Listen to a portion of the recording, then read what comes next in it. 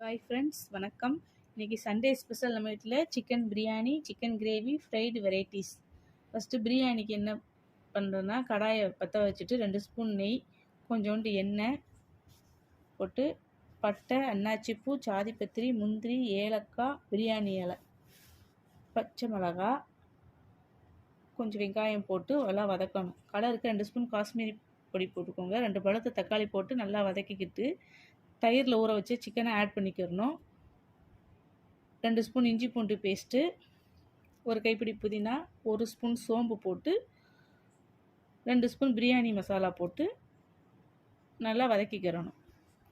2 cup சீரக சம்பா அரிசிக்கு 3 cup தேங்காய் பால் ஊற்றி அரை மணி நேரம் ஊற வச்சுருக்கேன். அதை அந்த கிரேவியில் போட்டு நல்லா வதக்கிக்கிட்டு தேவையான அளவு உப்பு போட்டு நல்லா மிக்ஸ் பண்ணிக்கிறலாம். ஒரு 20 நிமிஷம் டிஸ்டர்ப் பண்ண வேண்டாம். மூடி ஓப்பன் பண்ணோம்னா தண்ணி வற்றிருச்சு, அரிசி ஓரளவு வெந்துருச்சு. இப்போ நம்ம தம் போட போகிறோம். தம் போடுறதுக்கு தோசைக்கல்லை வச்சுட்டு அது மேலே பிரியாணி சட்டியை வச்சுட்டு ஒரு கனமான கல்லை வச்சுட்டு அடுப்பை சிம்மில் வச்சுட்டு ஒரு 20 நிமிஷம் வெயிட் பண்ணலாம். தம் எடுத்தோம்னா பிரியாணி நல்லா ஒன்றோட ஒன்று ஒட்டாமல் உதிரி உதிரியாகவும் இருக்குது. சிக்கனும் நல்லா வெந்திருக்கு. பிரியாணி சூப்பராக இருக்குது.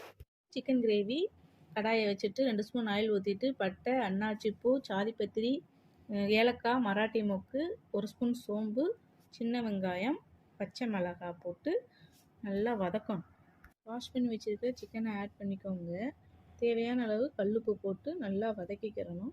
குழம்புத்தூள் ஒரு 3 ஸ்பூன் போட்டு அதையும் நல்லா வதக்கிட்டு தேவையான அளவு தண்ணி ஊற்றிக்கோங்க.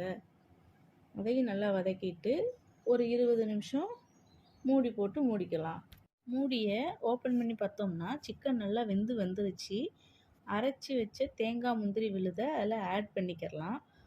ஒரு கிளறிட்டு ஒரு கொதி வரவும் அடுப்பை அணைச்சிடலாம்.